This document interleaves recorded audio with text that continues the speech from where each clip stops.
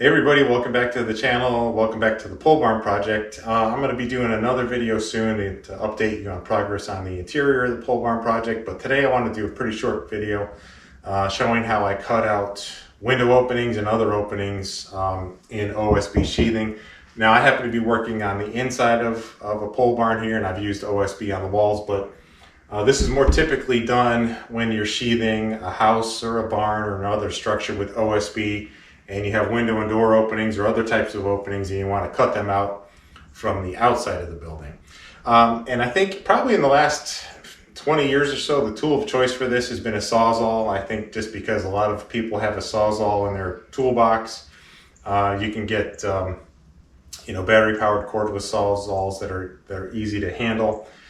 But if you've ever used the sawzall to cut out window openings in OSB, you know that it's not the best tool for the job, okay? It's a little bit tedious, it's a little bit slow. You know, if you want a fast cut, you have to use a coarser blade, and that really chews up the OSB and makes a mess. And it leaves it splintery. It's just not a neat look at all. It looks like an amateur job. And so if you want to do it right, you need to have a finer tooth blade, and that's slow cutting.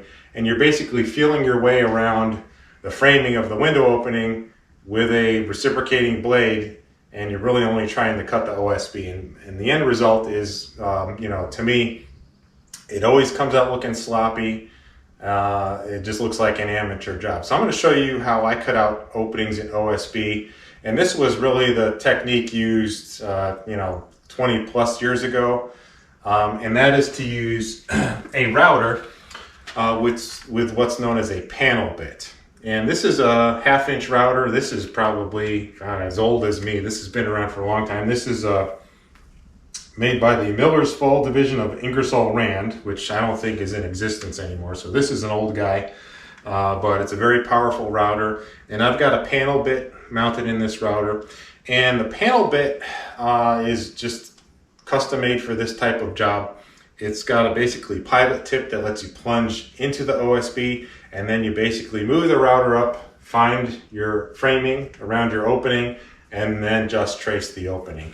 And as I'll show you in the end, the result you get is just very neat, very crisp, nice edges without chewing up the OSB and without sawing into your framing and leaving saw marks all over everything. So this used to be the way to do it.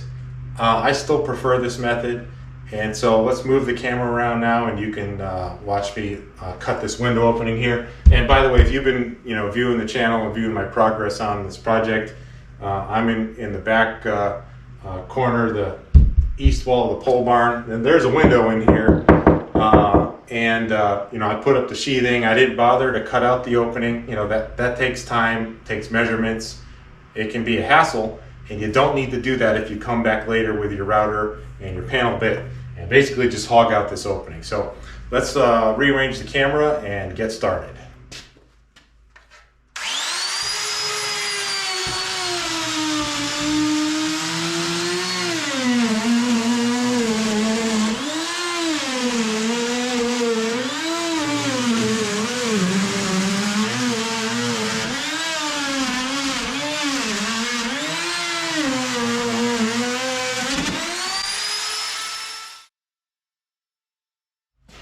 Okay, so I got the opening hogged out, and now I can, come back with my nail gun.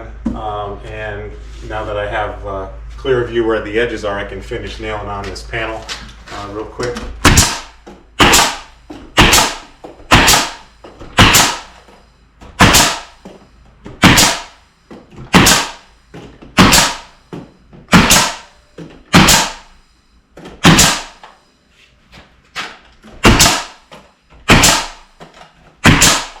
And that's it.